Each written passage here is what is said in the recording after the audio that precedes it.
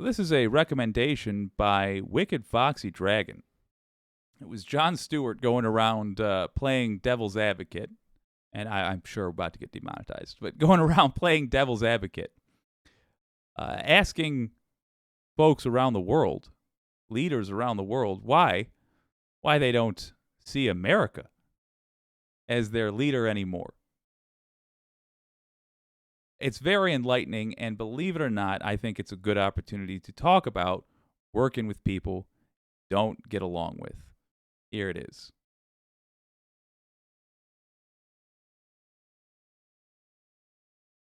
What if we just give them France? France? Yeah, I'm not a fan. France gets us into a lot of trouble, and then when we want to invade countries, they won't even let us fly over their territory. What's the worst country in the European Union? Thank God for that. Would you say I rank France? absolutely Just blink not. twice if it's France.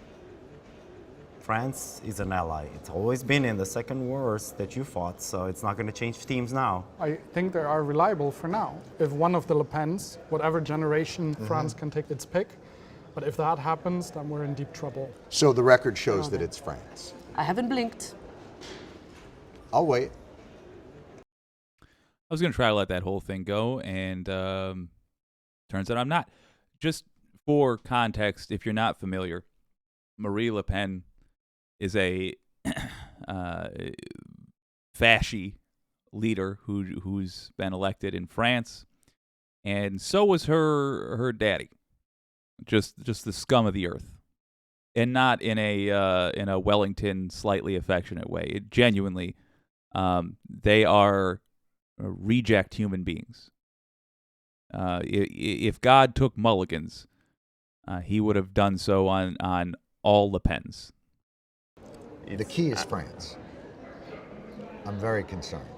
What if, for World War III, I can promise French a 4-day war week? You only have to bomb 4 days out of the week. If you're acceptable with that, we'll bring you aboard. You have a doubt about France, but I have also a doubt about the US. You know, what is required from us is not to invade other countries, like you did. I'm afraid, as far as I'm concerned, the US are the biggest destabilizing influence. We know that America was built on genocide, slavery, and colonialism. Do you trust the United States, yes or of course? There is no such a thing as a yes or no in politics. America was built on freedom. Freedom for who, though? Americans. You got to stop this America first. Because all the lunatics here, they love saying, well, then it's Hungary first, it's Germany first, but not everyone can be first. That's the point of America first, is not everybody can be first, it's us. Well, but that's a bit contradictory with your plan of being the captain of the team, because when you are a captain of the team, you don't say America first. What you say is you stand with some principles that can unite your team.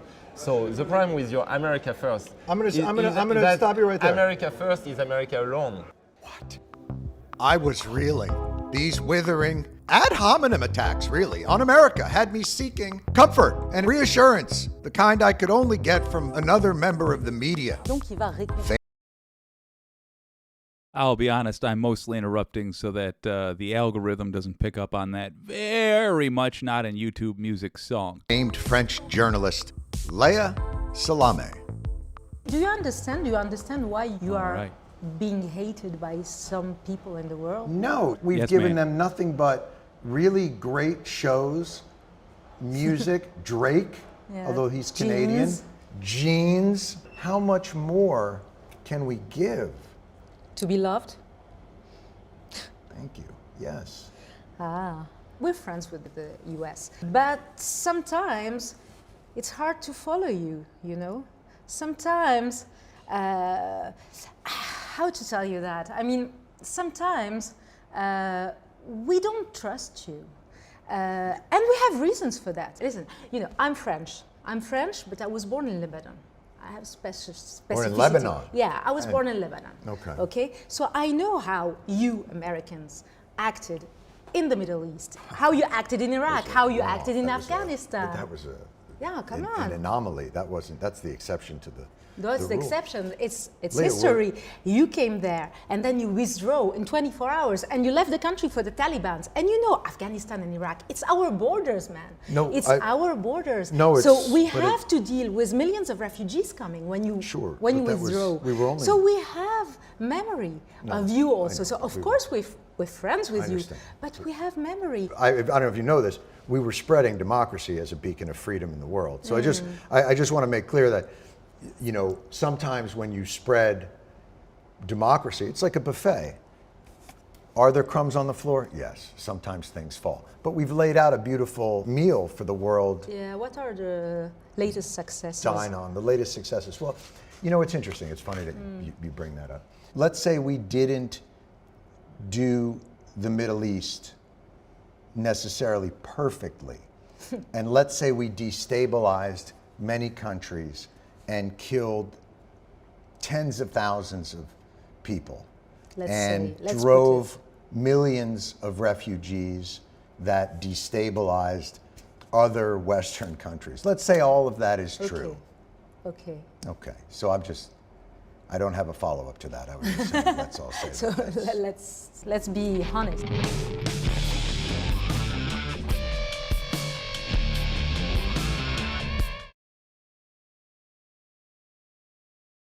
Really just included that last part to give you the regular reminder that George W. Bush belongs in prison. And the world will start taking us more seriously when they see us lock up Donald Trump, throw him in a prison cell for the way he behaved, specifically in regards to Ukraine, because that had effect immediately outside of our borders. In fact, could be argued that Trump's behavior, set aside the nonsense we've been hearing, let's just talk for real. Trump made us look so weak as an ally of Ukraine that Putin felt comfortable invading again. Don't forget, under Obama's watch, he took Crimea. He just took it. 2014, baby. When we put Trump in prison for Ukraine, the world will start taking us a little bit more seriously.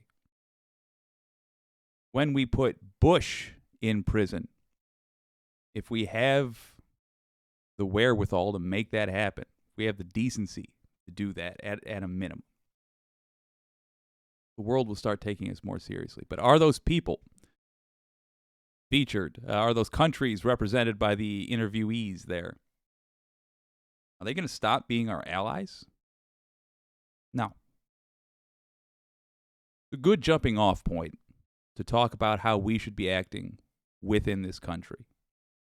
Because even if we don't do those other things that I've just recommended, put the correct people in prison, start acting like mature-ass adults who don't have to constantly wrestle with half our population being blinded by a propaganda news channel. Even if we don't take care of any of that, they're still going to be our allies, at least as things are going right now. Well, how does that work? It's because they understand the difference between an ally and a pal, friend. I'm not going to change my opinion on right-wing voters until right-wing voters do what I recommended earlier. You've seen me multiple times. In fact, I dedicate a whole day a week to making progress here, trying to work with right-wingers. That is as much, I hope, for your benefit as for the actual things that we're trying to accomplish there. Because you can make an alliance with someone and restrict it entirely to the issue that is of mutual concern. Two rival hyenas fighting over a carcass can turn around and fight off the lion that came on by, and then turn back around and go right back to fighting over the carcass again. Because for a moment, they see the greater threat. All I want to point out is we here in America can behave the way whole countries that have to deal with the United States can behave in order to get items of mutual interest pursued. And it's often the trick of funny enough, it's often the trick of the people that tend to be in the center to make it seem like their opposition is so strong, so unreasonable that we'll never, ever be able to agree with them on anything. That's nonsense. Absolute nonsense. We need two things for it. We need, number one, to make clear where our mutual interests are. For example, getting big money out of politics. For example, theoretically, reasonable gun reform. Theoretically. That is one where I've yet to be convinced that the people that say they are for it are sincerely for it, because I just don't see them out there.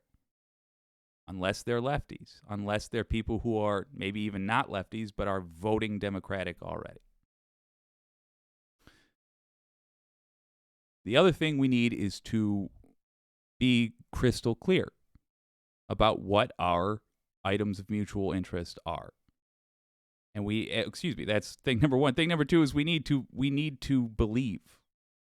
We need to approach it as though it's possible to work with them. That doesn't mean lie to them. Here's a benefit to telling somebody that you won't like them. It takes the pressure off of them to pretend like they're ever going to like you. It takes the pressure off of them that you're going to try to sell them on the rest of your beliefs. They hate, most likely. Full-on hate. Just assume the rest of your beliefs. That's fine, because it's irrelevant. Don't assume, if it's a thing that they've stated they believe in as well, don't assume you can't get them to work with you. And in fact, you should try to get them to work with you. And in fact, if you personally develop a talent, develop an ability, a skill for talking about these issues and keeping them hyper-focused on just the issues that you know are of mutual interest, you can have a lot more sway than you once did. Because you're not only going to be influencing your side, theoretically, to fight hard by telling them you care about these issues and go get them, Tiger. But you got a cousin down south who you've been talking to who also wants big money out of politics. You can theoretically get them to get their right-leaning representative demanding the same thing. It is possible. It does happen. This generation, by which I mean the people alive on Earth right now, are less good at it. Because for, 30 years, we've been having cable news media sum up these issues in sound bites that fit between commercials. I don't know if this all was intentional or not. But for whatever reason, the impression has sunk in that there is not a thing that we can work with the other side on. But you could have somebody who full on wants, I don't know, America to be taken over and run entirely by, what's a rando country? Taiwan, for some reason. Oh, I picked the most controversial one. Let's say Canada for the sake of the conversation. A Canadian who has moved here and says, no, I'm all for the American government being dissolved, Canada taking it over. The point being, theoretically, you don't agree with them on that. Theoretically, you want America to remain its own country, theoretically. But both of you might agree that no matter what happens in the long run, in the short run, we got to get rid of this pothole in our neighborhood. Keep your mind open to those opportunities. And just remember, getting someone to agree to work with you does not mean that you're asking them to like you, or you're required to like them, or either of you are required to pretend like you do. You just share what the plan is and ask them if they've got a better one. Give it some thought.